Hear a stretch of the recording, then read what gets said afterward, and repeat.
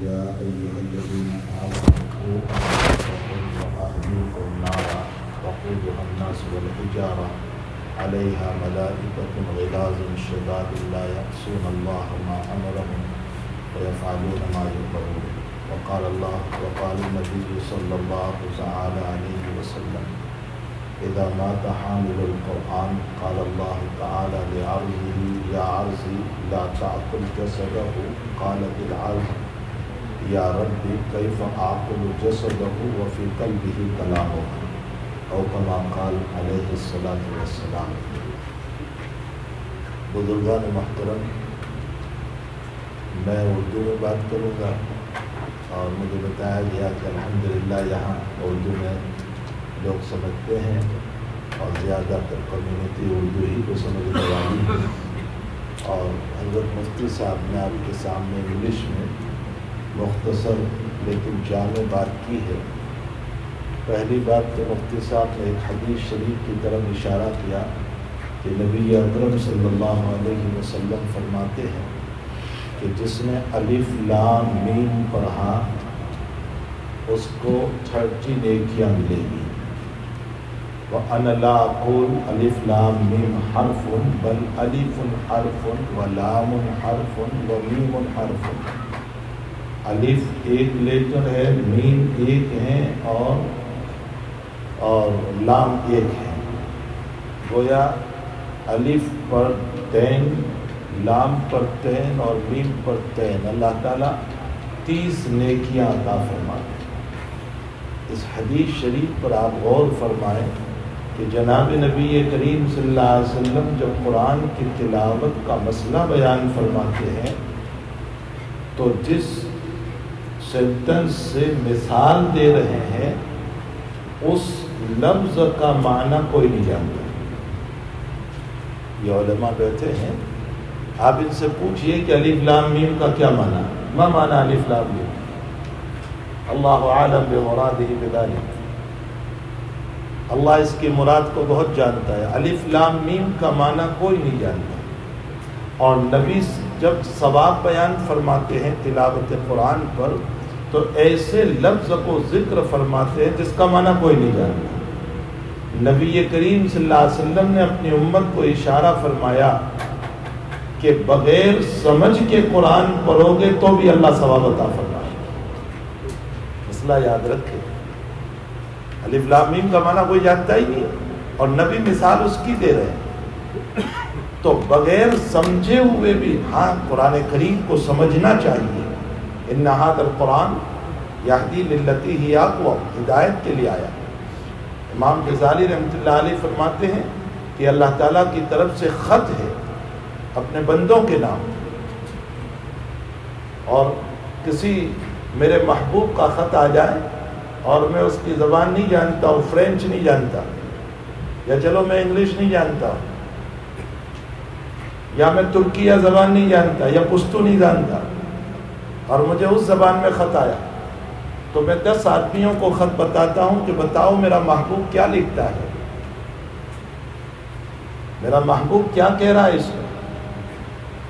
افسوس کہ اپنے دنیا کے محبوب کے خط کو سمجھنے کے لیے 10 آدمیوں کی خوشامد کی اور خط کو پڑھایا، لیکن اللہ کے قرآن کو سمجھنے کے لیے زندگی پوری ہو گئی، کسی عالم کے پاس نہیں گئی کہ آپ ہمیں قرآن سمجھائیے، اللہ تعالیٰ اس قرآن میں ہم کو کیا کہہ رہا ہے، ہمارا رب کیا کہہ رہا ہے، کبھی کسی کے پاس نہیں گئے۔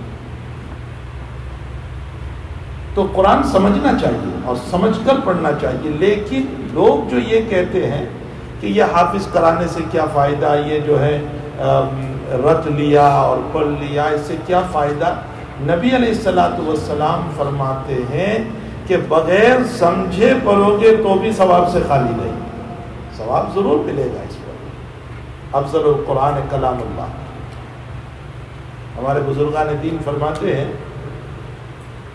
کہ تسبیحات جو ہیں، دعائیں جو ہیں، اللہ کے نبی علیہ السلام نے جو دعائیں سکھائی ہے، یقیناً اس دعا کو سمجھ کر اللہ سے کہنا چاہیے، لیکن اس دعا کو سمجھے بغیر بھی کسی نے اگر ان دعاؤں کا اہتمام کیا تو تو یہ فائدے سے خالی نہیں، چلو کم سے کم زبان تو اللہ کے ذکر میں مشغول ہو گئی، ایک عضو تو مشغول ہوا اللہ کی یادوں میں۔ تو پہلا فائدہ تو قرآن کریم کا یہ ہے، چونکہ حدیث شریف مفتی صاحب نے نقل کی تھی تو میں نے اس پر یہ اشارہ کر دیا کہ قرآن بغیر سمجھ کر پڑھو گے تو بھی انشاءاللہ تعالی اللہ ثواب عطا فرمائے۔ دوسری بات، یہ بچے اگر اردو جانتے ہیں تو میں ان سے ایک سوال کرتا ہوں، قرآن ختم ہوا والناس پر، اور تم نے والناس سے آگے الحمد بھی پڑھی اور اولئک علی ھدی من ربہم بھی پڑھا، اور بار بار اعلان ہوتا رہا اب قرآن ختم کریں گے فلاں اسٹوڈنٹ، اب قرآن ختم کریں گے فلاں اسٹوڈنٹ، تو ختم تو والناس پر ہو رہا تھا، پھر یہ الحمد شریف آگے کیوں پڑھی؟ یہ اولئک علی ھدی من ربہم تک تم نے کیوں پڑھا؟ قرآن تو والناس پر ختم ہو گیا ہے۔ کوئی جواب تمہارے پاس؟ میں تمہیں اس کا جواب بتاؤں۔ قرآن والناس پر ختم ہو گیا، عرب میں دستور یہی ہے کہ والناس پر قرآن ختم کر دیتے، آگے الف لام میم ذالک الکتاب نہیں پڑھتے۔ آپ نے حرم شریف کی تراویح بھی سنی ہوگی، وہ والناس پر ختم کر دیتے بس۔ لیکن ہمارے پاس تراویح میں بھی یہ مجاز ہے کہ جس دن قرآن ختم ہوتا ہے تو آخری رکعت میں اولئک علی ھدی من ربہم تک پڑھتے ہیں۔ تو وہاں بھی کبھی غور کیا کہ قرآن تو والناس پر ختم ہو گیا، پھر آگے کیوں پڑھ رہے ہیں؟ ختم قرآن ہے وہ، تو یہ بھی ختم قرآن ہے۔ اس کا جواب یہ ہے کہ یہ ہمارے اکابر نے جان بوجھ کر یہ رکھا ہے، اور اس میں شیطان کو تھپڑ مارنا ہے، اور وہ یہ کہ والناس پر میرا قرآن ختم ہو گیا، تو اے مردود شیطان تو یہ نہ سمجھنا کہ بس میں نے بند کر دیا، میں ابھی ہی تیرے سامنے دوسرا قرآن شروع کر دیتا ہوں۔ الحمدللہ رب العالمین، الف لام میم ذالک الکتاب لا ریب فیہ، تو یہ دوسرا قرآن تم نے شروع کر دیا، تو اب اس کو پورا کرنا بھی ضروری ہو گیا۔ سمجھ میں آیا؟ جب دوسرا قرآن تم نے ابھی شروع کر دیا تو اس کو پورا بھی کریں، اور جب وہ پورا کریں گے تو پھر تم آگے پڑھو گے تو پھر تیسرا پورا کر دیں۔ تو اسی طرح مسلسل قرآن کریم کو پڑھتے رہنا چاہیے۔ مجھے قاری صاحب نے بتایا کہ وہ جو ایک اسٹوڈنٹ ہے اس نے ماشاءاللہ ون ڈے پورا قرآن کریم سنا دیا۔ یہ ایک بہت بڑا معجزہ ہے اللہ تعالیٰ کا کلام۔ بلکہ مجھے بتایا کہ ہمارے اس مدرسے میں قریباً 12 ایئرس میں 60 بچے حافظ قرآن بنے۔ میں نے کہا مفتی صاحب کو تو قاری صاحب کو تو یہ لوگ ویسے ہی اٹھا کر لے جائیں گے جنت میں، کوئی پاؤں پکڑے گا، کوئی ان کا ہاتھ پکڑے گا اور کہا چلو ہم آپ کو لے جا رہے ہیں۔ یہ تو صدقہ جاریہ ہے نا۔ ابھی مفتی صاحب نے ایک حدیث شریف پڑھی تھی کہ حافظ قرآن کی فضیلت یہ ہے کہ وہ ایسے 10 آدمیوں کی سفارش کرے گا وجبت لہم النار، جن کے لیے جہنم واجب ہو چکی ہو، ان کی یہ سفارش کرے گا، اور سفارش کر کے یہ لوگ جنت میں لے جائیں گے، اور ان کے پیرنٹس خوش ہو جائیں اس بات کے اوپر، ان کے والدین، کہ قیامت کے دن ان کے والدین کو جو سر کے اوپر تاج پہنایا جائے گا، اس کی چمک، اس کا ڈائمنڈ جو ہوگا وہ ایسا چمکتا ہوگا کہ سن اور آفتاب کی روشنی تو اس کے سامنے کوئی حیثیت نہیں رکھتی۔ یہ سن اور آفتاب جو ہے نا پوری دنیا کو روشن کر رہا ہے، اس تاج کا ایک ایک ڈائمنڈ ایسے ہزاروں آفتاب کی روشنی کو ختم کر دیں گے، اتنے چمکدار ہوں گے۔ جب پیرنٹس کو اتنا بہترین تاج ملے گا تو ان حافظوں کو اللہ کیا عطا فرمائے گا؟ اللہ اکبر! آپ تصور تو کریں کیا عطا فرمائیں گے، میں آپ کو بتاؤں۔ حدیث شریف میں ہے اذا مات حامل القرآن، جب قرآن کا حافظ اور عالم مرتا ہے تو قال اللہ تعالی لعرضی، اللہ زمین سے کہتا ہے یا عرضی لا تاکل جسدہ، اے زمین تو اس کی باڈی کو ٹچ نہ کرنا. اللہ، تو زمین اللہ سے کیا کہتی ہے؟ یا ربی کیف اعقل جسدہ وفی قلبہ کلامک، اے اللہ میں اس کی باڈی کو کیسے ٹچ کروں جبکہ اس میں تیرا قرآن موجود ہے. قرآن کریم کی برکت سے اللہ قبر میں باڈی کی حفاظت فرماتے ہیں. اور اگر یقین نہ آئے تو قبر کھول کے دیکھ لو حافظ قرآن. اب چونکہ ہمیں تو دنیا کے فلوس پر یقین ہے نا، پیسوں پر بہت یقین ہے، نقدی چیز چاہیے. میں نے ابھی جمعہ کے دن بیان میں ایک بات کہی تھی کہ اعمال صالحہ پر، نیک اعمال پر وہ قیامت میں جنت ملنے والی ہے، ثواب ملنے والا ہے، اللہ کی رضا ملنے والی ہے، وہ تو سب ہے اپنی جگہ، لیکن نیک اعمال پر دنیا میں بھی فائدہ ہوتا ہے. کیا فائدہ ہوتا ہے؟ فَلَنُحْيِيَنَّهُ حَيَاةً طَيِّبَةً، ہم پاکیزہ زندگی دیں گے. وَمَن يَعْمَلْ مِنَ الصَّالِحَاتِ مِنْ عَمَلٍ وَمَن يَعْمَلْ مِنَ الصَّالِحَاتِ وَهُوَ مُؤْمِنٌ فَلَنُحْيِيَنَّهُ حَيَاةً طَيِّبَةً. کیا پاکیزہ زندگی ہے؟ فرمایا پہلا فائدہ اعمال صالحہ کا یہ ہوگا کہ حق تعالی جل شانہ و عم نوالہ اس کو دل کا اطمینان نصیب فرما دے گا. فائدہ ہے کہ اور دل کا اطمینان کسی مارکیٹ میں نہیں ملتا، کسی دکان پہ نہیں ملے گا آپ کو. آپ ہزاروں ڈالر دے دیں، دل کا سکون جو ہے وہ دکانوں پر نہیں ملتا ہے. آج لوگ یہ سمجھتے ہیں ہمارے پاس پیسے ہیں، دولت ہے، شاندار بنگلہ ہے، مکان ہے، ہاؤس ہے، اے سی ہے اور ہیٹنگ ہے اور بیڈ بڑا خوبصورت ہے، سب کچھ ہے. میرے بھائیوں اور میری بہنوں، بیڈ سے نیند نہیں آتی، نیند تو اللہ دیتا ہے. آپ کا بیڈ کتنا ہی بہتر کیوں نہ ہو، آپ کا فرنیچر کتنا ہی قیمتی کیوں نہ ہو، آپ کا صوفہ $10,000 کا کیوں نہ ہو، دل کو راحت اس سے نہیں ملتی ہے، سکون اس سے نہیں ملتا ہے. سکون اللہ عطا فرماتے ہیں. اللہ بذکر اللہ تطمئن القلوب، اور ذکر اللہ میں اعمال صالحہ. یہ اعمال تو چلو اگر جنت کی نیت سے عبادت نہیں کرتے کہ وہ تو ادھار ہے، کب ملے گی کب نہیں ملے گی، ارے کم سے کم دنیا کے سکون کی نیت سے تو عبادت کر لو کہ اللہ دنیا میں سکون نصیب فرماتے ہیں، راحت نصیب فرماتے ہیں، آرام نصیب فرماتے ہیں. اسی بنیاد پر تو عبادت کر لیں ہم. اور دوسرا فائدہ عبادت کا کیا ہے؟ اللہ سے تعلق نصیب ہو جاتا ہے. بہت بڑی چیز ہے کہ اللہ سے تعلق نصیب ہو جائے. علامہ رومی نے میرے اور آپ کے دل کی ایک بات کہی. علامہ رومی کو جانتے ہیں نا، معارف مذہبی لکھی ہے انہوں نے، کچھ جانتے ہی نہیں ہم تو. علامہ رومی نے ہمارے دل کی ایک بات کہی، ایک سوال قائم کیا، اور وہ سوال یہ ہے کہ اللہ 60 ایئرس کا ہو گیا، 70 ایئرس کا ہو گیا، 50 ایئرس کا ہو گیا، اے اللہ میں ہر نماز کے بعد اللہم اللہم اے اللہ اے اللہ اے اللہ، آج تک تو نے مجھ کو جواب نہیں دیا کہ لبیک میرے بندے میں حاضر ہوں. تو نے تو کوئی جواب دیا ہی نہیں. فجر بعد، ظہر بعد، عصر بعد، مغرب بعد، عشاء بعد، تہجد میں، قرآن کی تلاوت پر ہر وقت اللہم اللہم، لیکن تو جواب دیتا ہی نہیں. میں مفتی صاحب کو ابھی ایک مرتبہ کہا، مفتی صاحب، فوراً کہیں گے جی، اور میں نے اتنی مرتبہ تجھے بلایا اور بلاتا رہتا ہوں لیکن تو کبھی جواب دیتا ہی نہیں. یہ میرے اور آپ کے دل کا سوال ہے جو رومی نے نقل کیا، اور پھر رومی نے اس کا جواب دیا. کیا جواب دیا؟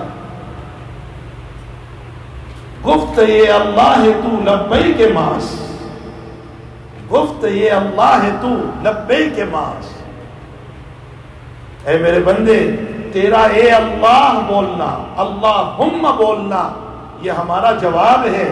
اس لیے کہ اگر ہم تجھ سے راضی نہ ہوتے تو میرا نام بولنے کی میں توفیق نہ دیتا تجھے. یہ میں نے بلوایا تیری زبان پر اے اللہ. یہ نماز کی عبادت کی توفیق میں نے دی. اسی لیے ہمارے حضرت حاجی امداد اللہ صاحب رحمۃ اللہ علیہ سے کسی نے سوال فرمایا. حاجی صاحب تو حاجی صاحب رحمۃ اللہ علیہ تھے، عجیب و غریب شخصیت تھی. فرمایا میں کسی کو جب بیعت کرتا ہوں تو میری نیت کیا ہوتی ہے؟ فرمایا نیت یہ ہوتی ہے اللہ اگر قیامت میں تو نے مجھ کو معاف کر دیا تو میں یوں کہوں گا اللہ اس نے میرا ہاتھ پکڑا تھا اسے بھی معاف کر دیا. اور اگر یہ اللہ قیامت میں اس کو تو نے معاف کر دیا اور میری پکڑ ہو گئی تو میں اس سے کہوں گا کہ اللہ نے تجھے معاف کر دیا ہے، میں نے دنیا میں تیرا ہاتھ پکڑا تھا، آج تو میرا ہاتھ پکڑ لے. کیا تواضع ہے، مرید کے بات میں کہہ رہے ہیں. تو حضرت حاجی صاحب رحمۃ اللہ علیہ سے کسی نے سوال فرمایا کہ حضرت میری ایک نماز قبول ہو گئی ظہر کی، اس کی کوئی نشانی ہے؟ تو حاجی صاحب نے فرمایا مجھ پر کوئی خط تو آتا نہیں اللہ کی طرف سے کہ میں یہ کہہ دوں کہ تیری نماز قبول ہو گئی. فرمایا ہاں ایک نشانی، اللہ ظہر کے بعد عصر کی توفیق دے دے تو سمجھ لو کہ ظہر قبول ہو گئی. اس لیے کہ اللہ اپنے در پر جس سے ناراض ہوتا ہے اس کو نہیں بلاتا ہے، اس کو توفیق ہی نہیں دیتا ہے. ان بچوں کو جو اللہ نے قرآن کریم کی توفیق دی، حفظ کی، اس کا مطلب اللہ ان سے خوش ہے. اللہ تعالیٰ ان سے خوش ہے، اللہ ان کو اپنے کلام سے نوازنا چاہتا ہے. قاضی صاحب نے مجھے بتایا کہ ابھی یہ 12 سال کی اس مدت کے اندر ایک بچہ وہ ہے جو 6 سال کی عمر میں حافظ قرآن ہوا. 6 سال کی عمر، اور کتنی مدت میں حافظ ہوا؟ 1.5 years، 1.5 سال. یہ معجزہ نہیں تو کیا ہے قرآن کریم. نبی اکرم صلی اللہ علیہ وسلم فرماتے ہیں ما من الانبیاء نبی الا اوتی ما مثلہ الا اوتی ما آمن علیہ البشر واوتیت مثلہ. فرمایا تمام نبیوں کو اللہ نے معجزات عطا فرمائے لیکن وہ معجزات نبی کے ساتھ قبر میں چلے گئے. اب عصائے موسیٰ نہیں ملے گا، موسیٰ علیہ السلام کا ڈنڈا اب نہیں ملے گا. ید بیضا موسیٰ علیہ السلام کا نہیں ملے گا. داؤد علیہ السلام کے ہاتھوں میں لوہے کا، اسٹیل کا نرم ہو جانا اب نہیں ملے گا. نوح علیہ السلام کی کشتی اب کہاں ہے؟ صالح علیہ السلام کی اونٹنی اب کہاں ہے؟ سارے معجزات ان کے ساتھ چلے گئے، بلکہ ہمارے نبی کے معجزات بھی نبی کے ساتھ چلے گئے. حضور پاک صلی اللہ علیہ وسلم کے معجزات آپ کے ساتھ قبر میں چلے گئے. کنکریوں نے سلام کیا تھا، وہ کنکری کہاں ہے؟ جس اونٹنی نے بات کی تھی وہ اونٹنی کہاں ہے؟ جو درخت چل کر آئے تھے وہ درخت کہاں ہے؟ سارے معجزات حضور پاک صلی اللہ علیہ وسلم کے ساتھ قبر میں چلے گئے، لیکن آپ فرماتے ہیں میرا ایک معجزہ قیامت تک رہے گا، وہ ہے قرآن کریم. وَأُوتِيتُ وَحْيًا، اللہ نے مجھ کو وحی کا معجزہ دیا. یہ وحی کا معجزہ قیامت تک چلے گا اور قیامت تک لوگ اس کو دیکھ کر ایمان لاتے رہیں گے. اس لیے قیامت میں سب سے بڑی جنت میں جانے والی میری امت ہے. یہ معجزہ ہے جو بچوں نے اپنے دلوں میں جو لیا ہے نا، وہ نبی کریم صلی اللہ علیہ وسلم کا معجزہ ہے. تو میرے بھائی جو آپ نے فضائل قرآن کریم کی ابھی سن لی، اس میں ایک فضیلت یہ بھی ہے کہ قیامت کے دن ان بچوں سے اللہ تعالیٰ بلائے گا اور ان کو کہے گا اقرا ورتقی ورتل کما کنت ترتل فی الدنیا. یہ بچوں سے اللہ کہے گا قرآن پڑھو، شروع کرو الحمدللہ رب العالمین سے، پڑھتے جاؤ اور جنت کی اسٹیج اور سیڑھیاں ہیں، تم چڑھتے جاؤ. فرمایا والناس، تیرا قرآن جہاں ختم ہوگا میں تجھے جنت میں مقام عطا کروں گا. یہ اللہ تعالیٰ کی طرف سے ان کو انعام، کتنا اونچا انعام، اللہ کتنے اونچے مقام پر ان کو رکھے گا. وہ دبئی کے اندر برج ٹاور جو ہے، تو ایک صاحب مجھ کو ملے جو اس میں کام کرتے تھے. تو میں نے ان سے پوچھا کہ وہ لفٹ جو ہے نا، اس میں ایلیویٹر جس میں لے جاتے ہیں وہ، تو اس میں وہ کام کرتے تھے. تو میں نے ان سے پوچھا کہ اس برج ٹاور میں، برج خلیفہ میں نیچے رہنے والوں کا رینک زیادہ ہے یا اوپر رہنے والوں کا؟ وہ کہنے لگے اوپر رہنے والوں کا۔ میں نے کہا اوپر رہنے والوں کا کیوں؟ نیچے تو آسان ہے، سہولت ہے۔ کہا نہیں، جتنے اوپر رہتے ہیں اتنی ہوا صاف شفاف آتی ہے، آکسیجن بہت کھلا ہوا ملتا ہے، اور اوپر سے سارا دبئی نظر آتا ہے، اس لیے بہت اعلیٰ مقام کا رینٹ بھی بہت اعلیٰ۔ تو میں نے کہا اللہ تعالیٰ ان بچوں کو جنت میں بہت اعلیٰ مقام دینے والا ہے۔ یہ برج خلیفہ تو کوئی حیثیت نہیں رکھتا ان کے سامنے، جنت کے مقاموں کے سامنے برج خلیفہ کی کیا حیثیت ہے، جو اللہ تعالیٰ ان کو مقام دینے والا ہے۔ میرے بھائیوں، اپنی اولاد کو دین پڑھاؤ، دنیا پڑھانے سے کوئی منع نہیں کرتا، ان کو لائر بناؤ، ڈاکٹر بناؤ، انجینئر بناؤ، بیرسٹر، کوئی منع نہیں کرتا، لیکن پہلے دین پڑھاؤ، پہلے ان کو قرآن پڑھاؤ، پہلے ان کو حافظ بناؤ، پہلے ان کو ناظرہ پڑھاؤ۔ بڑی کمی یہ بھی ہے کہ ناظرہ نہیں پڑھایا جاتا۔ ناظرہ کا معنی ہوتا ہے، نظر کا معنی دیکھنا، یعنی اندر دیکھ کر قرآن پڑھنا۔ اور ان علماء کا احسان ہے، میں نے جگہ جگہ ایک بات کہی ہے، یاد رکھو، میں یہاں بھی آپ کو سنا دوں۔ ان علماء کا احسان ہے جو یہ پڑھا رہے ہیں کہ ہمارے بچے صبح سے دوپہر تک اسکول میں برین واش ہو کر آ رہے ہیں، ان کے ذہنوں سے اللہ کو مٹایا گیا، رسول اللہ کو مٹایا گیا، اسلام کو مٹایا جا رہا ہے، شریعت کو مٹایا جا رہا ہے، اور شام کے 3 گھنٹے میں یہ علماء محنت کر کے دوبارہ اس میں اللہ اس کے رسول کو بھرتے ہیں، اس لیے بھرتے ہیں کہ یہ ایمان پر باقی رہے، کل کو ہم قبر میں پہنچے تو یہ ہمیں جہنم میں لے جانے کا ذریعہ نہ بنے۔ اب لوگ پوچھتے اس پر کوئی دلیل؟ میں نے آیت پڑھی ہے، یا ایھا الذین آمنوا قوا انفسکم واہلیکم نارا، اے ایمان والو تم اپنی ذات کو بھی جہنم سے بچاؤ اور اپنی اولادوں کو بھی جہنم سے بچاؤ، اپنی بیوی کو بھی جہنم سے بچاؤ، اپنے بچوں کو بھی جہنم سے بچاؤ۔ یہ علماء جانتے ہیں قو امر کا صیغہ ہے، جیسے نماز پڑھنا فرض ہے، روزہ رکھنا فرض ہے، زکوٰۃ دینا فرض ہے، حج کرنا فرض ہے، اسی طرح اس آیت سے ثابت ہوتا ہے کہ اولاد کو دین پڑھانا بھی فرض ہے۔ پوچھ لینا مفتی صاحب سے یہ مسئلہ، میں کوئی منگرت مسئلہ نہیں بیان کر رہا ہوں۔ جتنی نماز فرض ہے اقیم الصلاۃ، اتنی ہی ان کی تربیت کرنا، ان کو دین پر باقی رکھنا یہ فرض ہے۔ اور نماز تو ہم پڑھتے ہیں، روزہ بھی رکھ رہے ہیں، زکوٰۃ بھی دے رہے ہیں، حج بھی کر رہے ہیں، لیکن ان کی تربیت نہیں کی، ان کی زندگی کو نہیں دیکھا ہم نے۔ یہ تو نادان ہے بیچارے، یہ چھوٹے ہیں، یہ ناسمجھ ہے، ان کو اپنے فیوچر کا پتہ نہیں، ان کو اپنے مستقبل کا پتہ نہیں ہے۔ ہم نے موبائل تھما دیا۔ کسی زمانے میں جب سنیما ہال تھے تو یہ داڑھی ہم کو بچاتی تھی سنیما ہال جانے سے، کہ اگر میں اس داڑھی کے ساتھ لائن میں ٹکٹ لینے کھڑا رہوں گا تو لوگ کیا کہیں گے کہ داڑھی والا سنیما دیکھنے جا رہا ہے۔ یہ جبہ ہم کو بچاتا تھا، لیکن آج کل تو جیب میں سنیما ہال آ چکے ہیں، یہ فون جو ہے نا یہ جیب میں آ چکے ہیں سنیما ہال، اور پھر ہر ایک کا روم بھی گھر میں الگ ہوتا ہے۔ اب یہ ہمارا بچہ اپنے روم میں بیٹھ کر موبائل پر کیا دیکھ رہے ہیں اللہ ہی بہتر جانتا ہے، پھر اس کا پاسورڈ پوچھو تو یہ ابا کو بھی نہیں بتاتی، اپنے فون کا پاسورڈ جو ہے وہ ابا کو بھی نہیں بتاتی، امی کو بھی نہیں بتاتی۔ کیوں؟ اس لیے یہ پکڑے جائیں گے کہ کیا دیکھ رہے ہیں۔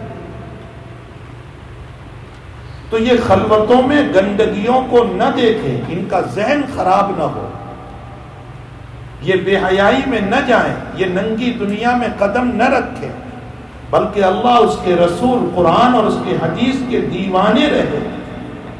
اس کے لیے ضرورت ہے ہمیں کہ ہم ان کی تربیت کریں، ان کی زندگی بنائیں،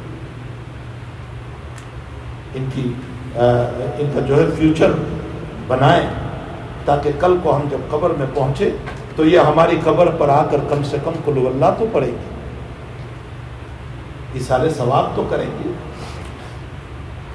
میں نے کل ہی ایک واقعہ سنایا تھا کہ علامہ سیوطی رحمۃ اللہ علیہ نے ایک کتاب لکھی ہے حالات القبور، برزخی حالات، قبر کے حالات. اس میں واقعے پر بات ختم کر دوں. اس میں لکھا ہے کہ ایک بزرگ بغداد میں گزر رہے تھے اور ایک قبرستان میں آرام کے لیے لیٹ گئے، تو انہوں نے خواب دیکھا کہ رات میں لوگ اپنی قبروں سے نکلے اور کوئی چیز اٹھا رہے ہیں. تو بزرگ نے خواب میں پوچھا کہ بھائی آپ لوگ کیا اٹھا رہے ہیں؟ تو فرمایا کہ لوگ جو ایصال ثواب کرتے ہیں، جنرل بھی ایصال ثواب ہوتا ہے نا، جیسے میں اور آپ کو اللہ شریف پڑھ کے ایصال ثواب کر دیا کہ اللہ پوری امت کو پہنچا دے، تو بس وہ ہم اٹھا رہے ہیں. لیکن ایک بڑے میاں اور ایک بزرگ تھے، وہ چپ چاپ بیٹھے ہوئے تھے. کہا آپ کیوں نہیں اٹھاتے؟ یہ کتاب بڑی عجیب و غریب ہے، اس کو پڑھنا چاہیے. علامہ سیوطی نے جو قبر کے حالات اس میں لکھے، اسی میں وہ واقعہ بھی لکھا ہے کہ کسی قبرستان کے اندر اچانک قبر پھٹی اور اندر سے ایک انسان نکلا. یا تو ڈریم ہے، خواب ہے، یا حقیقت. بہرحال ایک انسان نکلا اور اس کی شکل گدھے کی تھی اور وہ گدھے کی طرح بول رہا تھا، آواز نکال رہا. ڈونکی بولتے ہیں نا، ڈونکی. وہ گدھے کی شکل تھی اور ڈونکی کی طرح وہ بول رہا تھا. اور پھر قبر میں چلا گیا اور قبر بند ہو گئی. انکوائری اور تحقیق پر بتایا کہ اس کی ماں زندہ تھی. تو اس کی ماں سے پوچھا گیا تو ماں نے کہا کہ یہ میرا بیٹا بہت شرابی تھا، بہت شراب پیتا تھا اور میں اس کو منع کرتی تھی بیٹا نہ پی. تو وہ مجھے یوں کہتا تھا کہ ڈونکی کی طرح بکواس کرتی ہے تو اپنی ماں کو ڈونکی اور گدھی کہا تھا. اللہ نے قبر میں وہی عذاب دیا اس کو. اسی کتاب میں یہ واقعہ لکھا. تو ایک بزرگ جو ہیں وہ بیٹھے ہوئے ہیں، وہ جو ہیں کسی چیز کو نہیں اٹھا رہے، ثواب کو نہیں اٹھا رہے.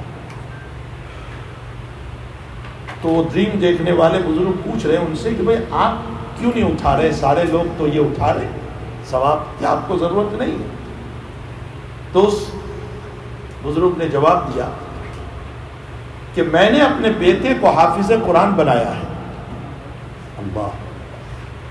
اور میرا بیٹا مٹھائی کی دکان کرتا ہے اور وہ مٹھائی بیچتے ہوئے صبح سے شام تک میں دکان پر ایک قرآن پورا کر لیتا ہے اور روزانہ مجھے ایصال ثواب کرتا ہے. روزانہ ایک قرآن.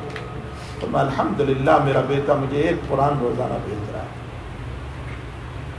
اب پورے قرآن کے حروف کتنے ہیں وہ ان بچوں سے پوچھ لینا. لاکھوں حروف ہے اور ایک حرف پر 10 نیکی. تو اب آپ حساب کر لو کہ کتنی نیکیاں روزانہ مل رہی ہے. تو ڈریم میں پوچھا کہ اچھا تیرے بیٹے کا ایڈریس دے. تو باقاعدہ اس آدمی نے ایڈریس دیا اپنے بیٹے. تو بزرگ صبح کو اس دکان پر گئے تو واقعتاً وہ دکان پر بیچ بھی رہا ہے اور کچھ پڑھ بھی رہا ہے. تو اس ڈریم دیکھنے والے نے کہا کہ بھائی تو یہ کیا پڑھ رہا ہے، تیرے ہونٹ چل رہے ہیں؟ فرمایا میرے والد نے مجھ کو حافظ قرآن بنایا.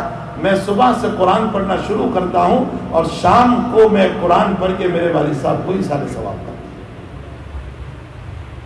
اگر آپ نے اپنی اولاد کو حافظ قرآن بنایا ہے تو انشاءاللہ تعالی یہ ہماری قبروں پر آئے گی، یہ ہمیں ایصال ثواب کرے گی، یہ اپنے گھر پر بیٹھ کر کے ہمارے لیے ایصال ثواب کرے گی. ورنہ پھر آپ نے نام سنا ہوگا حضرت شاہ وصی اللہ صاحب رحمۃ اللہ علیہ کا، ولی کاملین میں سے گزرے ہیں. فرمایا اگر اپنے اولادوں کو دنیا تو خوب پڑھائی اور دین نہیں پڑھایا تو یاد رکھو تمہاری اولاد تمہاری قبروں سے لات مارتی ہوئی گزرے گی. ان کو یہ بھی پتہ نہیں ہوگا کہ یہ میرے والد کی قبر ہے. اور اس میں کوئی دو رائے نہیں ہو سکتی. آج ہو رہا ہے سب. ایک واقعہ ہے ایک کنٹری کا، میرا وہاں جانا ہوا ہے، مجھے معلوم ہے ان کا واقعہ. میں اشارہ کر دوں، ان کا بیٹا یہاں امریکہ میں ایک بہت بڑی ہاسپٹل کا انچارج بنایا گیا، ڈاکٹر تھا. باپ بہت شدید بیمار پڑا تو اس کو فون کیا گیا کہ بہت شدید بیمار ہے، آپ آ جاؤ. اس نے کہا کہ میں بہت بیزی ہوں اور مجھے چھٹی نہیں مل سکتی، میں نہیں آ سکتا ہوں۔ کچھ دنوں کے بعد باپ کی موت ہو گئی تو پھر اطلاع کی کہ باپ کی وفات ہو گئی، اگر آپ کہیں تو ہم کول روم میں رکھ دیں ابھی اس کو، آپ آ جاؤ 2 دن کے اندر، چونکہ لمبی مسافت ہے، 24 آورس کا ٹائم ہے فلائٹ کا، آپ آ جاؤ۔ تو بیٹے کا جواب سنیے، آئی ایم ویری بزی، میں بہت بزی ہوں، میں نہیں آ سکتا ہوں، آپ میرے والد کو دفن کر دیجئے، جتنے پیسے لگے میں دے دوں گا۔ ایسے وقت ہمیں اس کے چھوٹے بھائی نے اس بڑے بھائی کو لکھا، بیٹے تیرے پیسوں کا میرا باپ محتاج نہیں ہے، تیرے کندھے کا میرا باپ محتاج ہے۔ لیکن وہ کندھا کیوں نہیں ملا اس کو؟